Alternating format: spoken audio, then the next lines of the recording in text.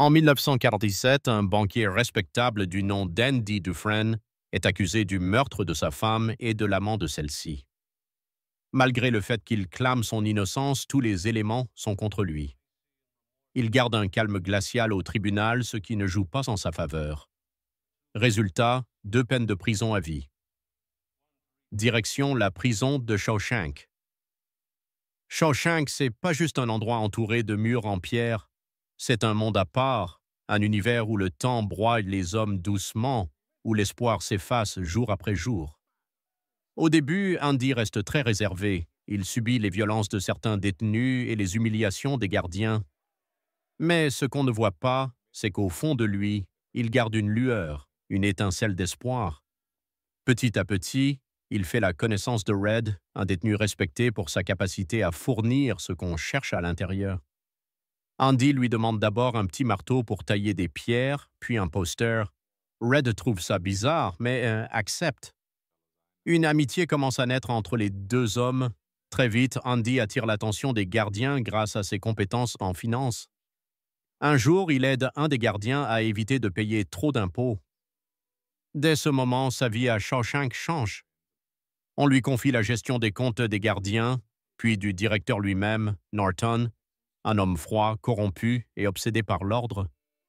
Mais derrière cette façade, Norton utilise les prisonniers pour monter un système de blanchiment d'argent. Andy devient une pièce essentielle de ce système, bien malgré lui.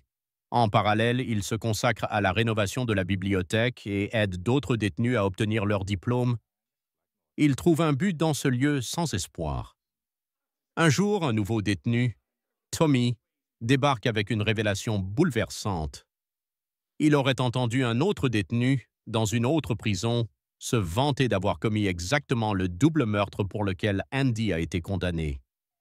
C'est peut-être enfin la preuve de son innocence. Andy en parle à Norton, qui le fait mettre à l'isolement et fait tuer Tommy pour étouffer l'affaire. Il ne peut pas se permettre de perdre Andy, son homme de confiance. Après ça, Andy change. Il devient calme, trop calme. Et un matin, il disparaît, littéralement.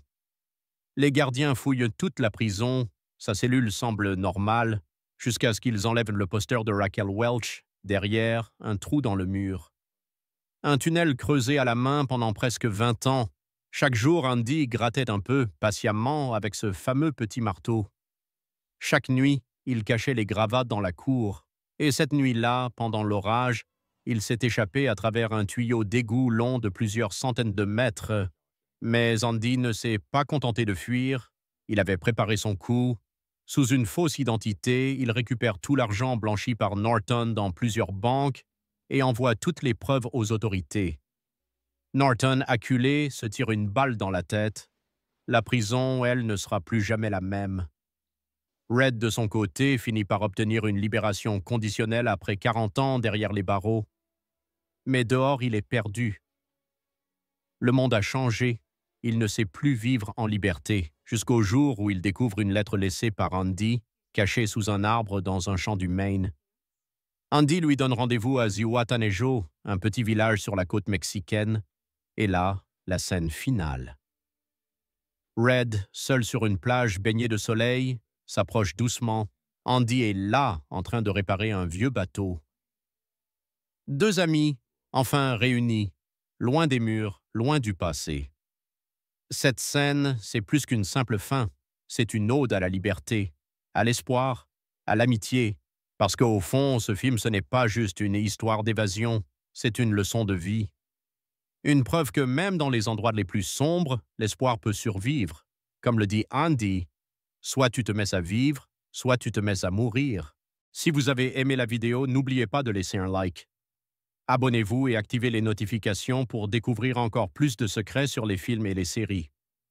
On se retrouve dans la prochaine vidéo.